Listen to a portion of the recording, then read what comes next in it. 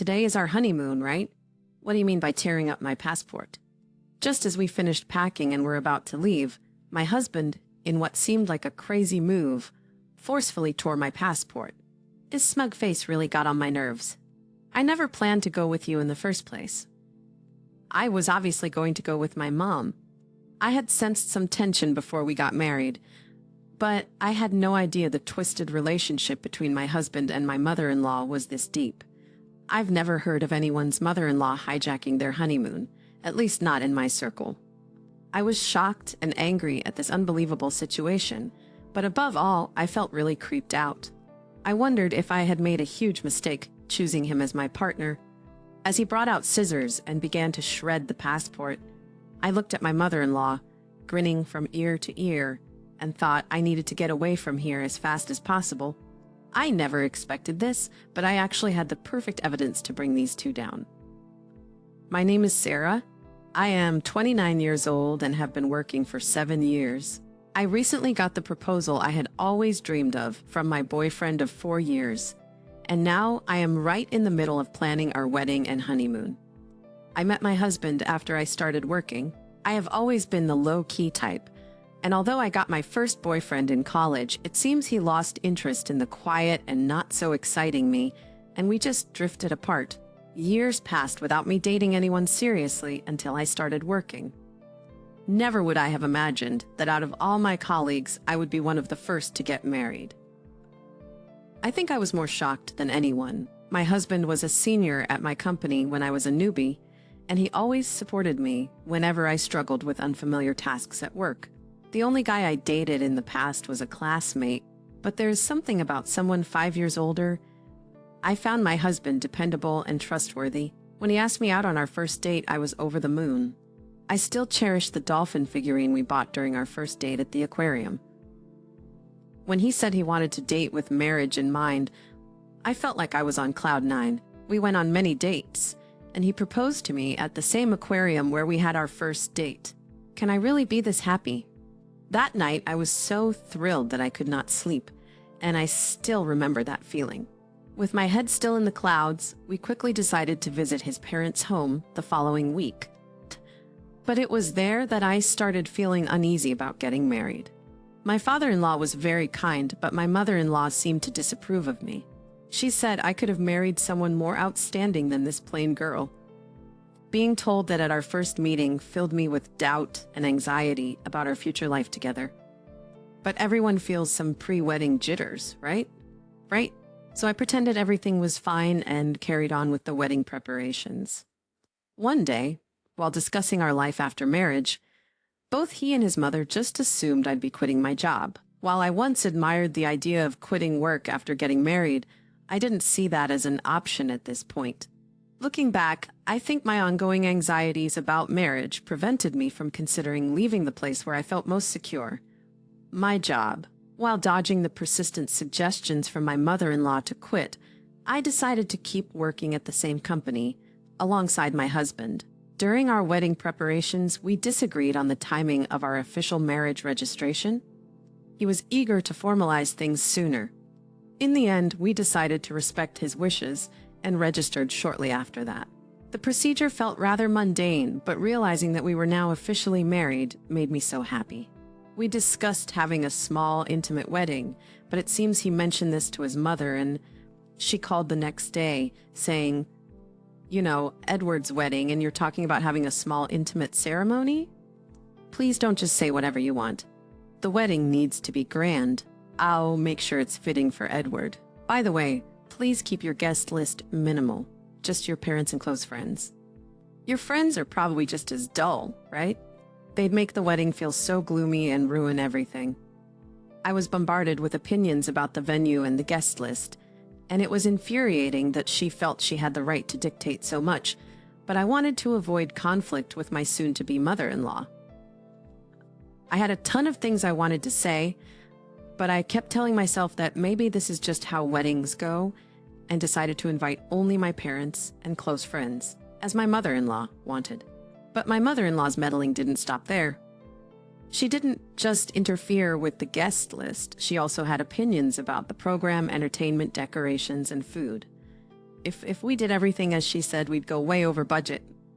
Initially, Edward's family had said they would cover half of the wedding costs, but somehow that changed, and now it was, weddings are for the bride, and suddenly we were way over budget. I ended up having to pay for all the extra expenses she wanted.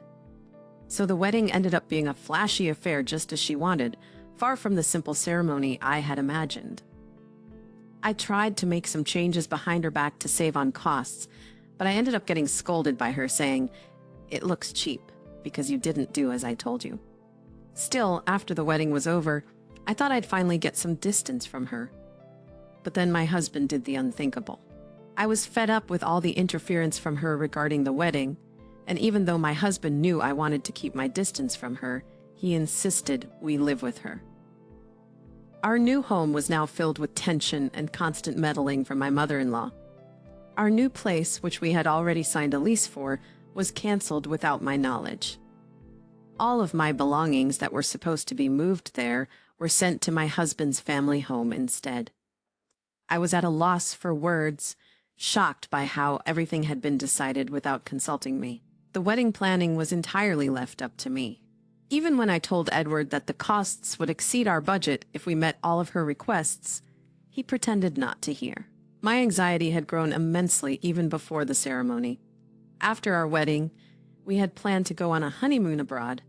I had always wanted to visit this dream destination, and the idea of going there for our honeymoon felt surreal. However, my growing unease with Edward, who was now acting quite suspicious, and the thought of living with my mother-in-law when we returned really dampened my spirits. Yet, just like with our wedding preparations, Edward wasn't very cooperative about the honeymoon planning. But strangely, he took the lead in booking the flights and hotels. I assumed he had chosen a romantic hotel for our honeymoon stay and was excited. As usual, I was left to foot all the bills. But with the pre-wedding euphoria, I was just glad that Edward was helping out even a little. Little did I realize this was foreshadowing a shocking event to come. The wedding wrapped up, and amidst the hustle and bustle, the day of our honeymoon arrived. Despite some unresolved feelings about the wedding and the impending cohabitation, I was determined to switch gears and enjoy the trip with the man I loved. But as I woke up in the middle of the night to prepare for our flight, Edward dropped a bombshell as if it was no big deal. "Sarah, I'm going with my mom." As I was double-checking our luggage, I was stunned and couldn't comprehend what he just said. What? What are you talking about?" "It's our honeymoon. It's not like any other trip. Why would your mother be coming? And besides, we've only paid for 2 flight tickets and the hotel." Visibly shaken, I tried to understand his logic when Edward dropped another shocker. "I never said I was going on this trip with you, did I?" "Don't make me laugh. Of course I'm going with my mom. A trip with her takes precedence over a honeymoon. It's a gratitude trip for all she's done for me. You stay here and get the house ready by cleaning every nook and cranny." With that, Edward began to forcibly tear apart my passport that I had entrusted to him. I was in disbelief, unable to utter a word, just watching my passport being destroyed. Right then, my fully made-up mother-in-law burst into our room without knocking. "Edward, are you ready?" Seeing her, Edward's face lit up. "Yeah, we're good. Finally, we can go on this trip without any interruptions." They both shared a gleeful laugh, leaving me utterly repulsed. I realized I was about to marry an absolute nightmare. I had been pondering how to get along with my mother-in-law in our upcoming married life, but this was beyond my wildest thoughts. I had made a colossal mistake right from the beginning. I now understand the kind of people you both are. I couldn't help but speak out, but my words seemed to be nothing more than sour grapes to them as they laughed heartily and left together. I had been so happy that Edward was helping out a bit with our honeymoon, but that was just him preparing to go with his mother. He had willingly taken charge of the flight and hotel bookings because he was booking everything under his mother's name from the start.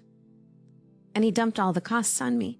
The betrayal by my husband hit me hard, but my anger outweighed my sadness. The dreamy, intimate wedding I had always envisioned, and the honeymoon, which was supposed to be the best memory with the one I loved, were both once-in-a-lifetime events. But they were ruined by my mother-in-law and my husband. I couldn't believe this was happening, I thought, overwhelmed by my situation. At first, I couldn't accept it, but soon after I decided I had to act fast and get a divorce. Interestingly, I had something that would come in handy for the divorce. Initially, I started recording with the intent of preserving memories of the most significant events of my life, my wedding and honeymoon. Since the wedding preparations, I had been recording and capturing audio of various moments. What began as a pure desire to cherish our wedding memories gradually turned into documenting my mother-in-law's malicious actions and harassment. I often thought of quitting since I would probably never watch these recordings again, but it's ironic how useful they turned out to be. Just a few days ago, I had moved in and was still unpacking. Now I began to repack my things. Ironically, I hadn't opened much, so packing was done in no time. I wondered if my husband and his mother were at the airport by now. The very thought filled me with indescribable anger, so I tried not to dwell on it.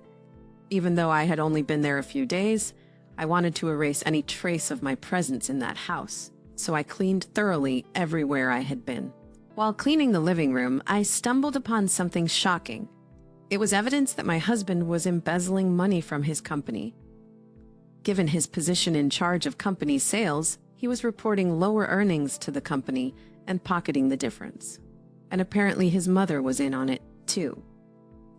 She had meticulously noted the actual sales and the amount pocketed by my husband, and even listed all the luxury bags, clothes, and shoes he had bought for her with that money. It was a significant amount. Leaving such a diary in plain sight in the living room, I really couldn't fathom what they were thinking. Discovering my husband's misdeeds, I was horrified, realizing the gravity of the situation. For a moment, I wondered if I, working at the same company, could somehow smooth things over. But then I thought, why should I help someone who ditched me for a honeymoon with his mother? I headed to the company with evidence of embezzlement. Though they were supposed to be on their honeymoon, having both taken paid leave, my colleagues were shocked to see the very person in the office. Everyone was asking, "What happened? Weren't you on your honeymoon?" No longer feeling the need to hide anything, I told them that my husband and my mother-in-law had gone on the honeymoon instead, that my passport was torn up, and that I had paid for the entire honeymoon. My colleagues, superiors, and boss were shocked and angry at my husband. I thanked my concerned colleagues and made my way to the executive area of the company. In fact, though I never told anyone, one of the top executives of this company is my uncle. Neither my colleagues, nor my husband, nor my mother-in-law knew this fact. I didn't want people to think I got the job because of connections, so I applied to the company without telling my uncle and secured the position on my own merit. My uncle doesn't handle human resources, so I reached out to him before the orientation and asked him not to reveal our relationship at the company. Though he was surprised, he commended my efforts and promised that we would interact just as any other executive and employee. My uncle doesn't have children, and since I was little, he doted on me as if I were his own child. Until around elementary school, my sisters and I went on several trips with just my uncle. When I was a child, I would sneakily call my uncle to buy me things I wanted, and I would get scolded by my parents for it. That's how much he adored me. Since joining the company, our work areas have been entirely different, and after briefly catching each other's eyes and exchanging smiles during the orientation, we haven't met since. I knocked on my uncle's office, explained the situation to his secretary, and was allowed in. My uncle greeted me with a beaming smile when I visited, but his expression quickly turned somber. "Why are you here? Weren't you supposed to be on your honeymoon?" Seeing my dear uncle's familiar, kind face, I was overwhelmed with emotion and burst into tears.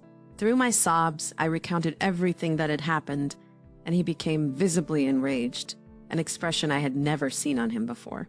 Of course, I told him in detail about my husband's embezzlement and handed over the evidence. My uncle promised to convene a board meeting immediately to address my husband's actions. Then he asked, "What are you going to do today? Head back home?" I nodded and he said, "Well, before you do that, let's grab some good food. I'll drop you off at home afterward." Despite the unbelievable betrayal of having my honeymoon ruined by my husband's misdeeds, I was grateful for my uncle's support and kindness. Hijacked by my mother-in-law, I felt genuinely grateful, knowing there were still warm-hearted people in my life who cared for me. A week later, when my husband and his mother returned from what was supposed to be our honeymoon, I received an immediate call. My husband was furious that I hadn't picked them up from the airport and hadn't cleaned the house as instructed. He ranted about where I could possibly be. With a recommendation from my uncle and parents, I had already hired a top-notch lawyer who specialized in divorce cases, and the process was underway.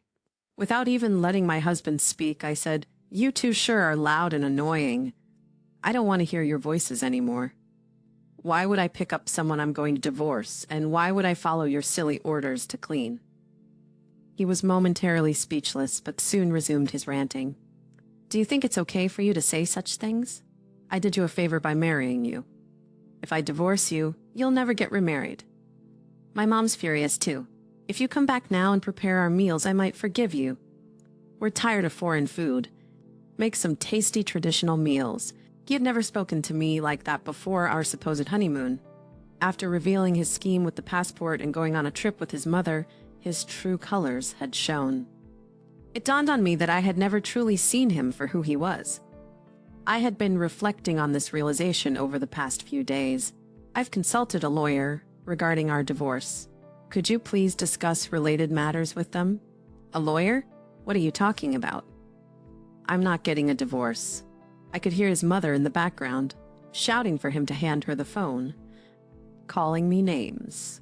Well, do as you please. By the way, I informed the company about your embezzlement. I think they'll be calling you in soon. Maybe you should get a lawyer too. Bye. I could sense his panic on the other end, but it wasn't my problem anymore. He kept calling, so I just blocked his number. My uncle was aware of our honeymoon dates, so right after our call, the company summoned my husband. Using the evidence I provided, they verified the information and confirmed the discrepancies in the payments. It turned out the amount my husband embezzled was enormous. In front of the company's executives, my husband desperately tried to defend himself. He fabricated a story, claiming I was the real embezzler, and he had tried to stop me. At that point, my uncle couldn't hold back and shouted, "My niece would never do such a thing. We've confirmed that you and your mother committed the embezzlement.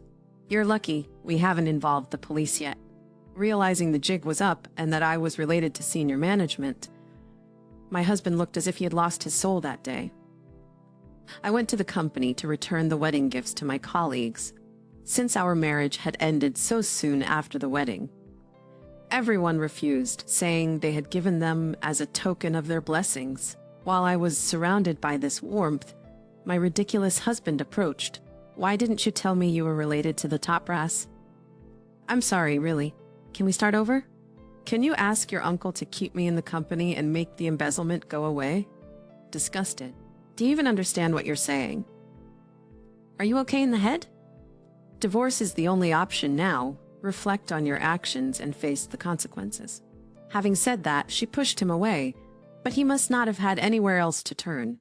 She clung on desperately. Watching this, my colleagues called security, who dragged him away. He was fired immediately. Regarding the embezzlement, it seems the company is seeking damages from my husband. After finding out about the whole situation, my mother-in-law repeatedly tried to contact my family. However, once she consulted my sensible father-in-law, the calls stopped. I had always wondered why my sensible father-in-law had even allowed our honeymoon in the first place, but when he later came to apologize, admitting his mistake, I understood after hearing his side. He had believed my mother-in-law was going on a domestic trip with her friends. He was looking forward to a week without my nagging mother-in-law, who was always badgering him about shopping and wanting to dine out, thinking it would be like a little slice of heaven. Then I came home. After hearing about the ridiculous actions of those two, my father-in-law agreed I should return to my parents' home and even helped me pack.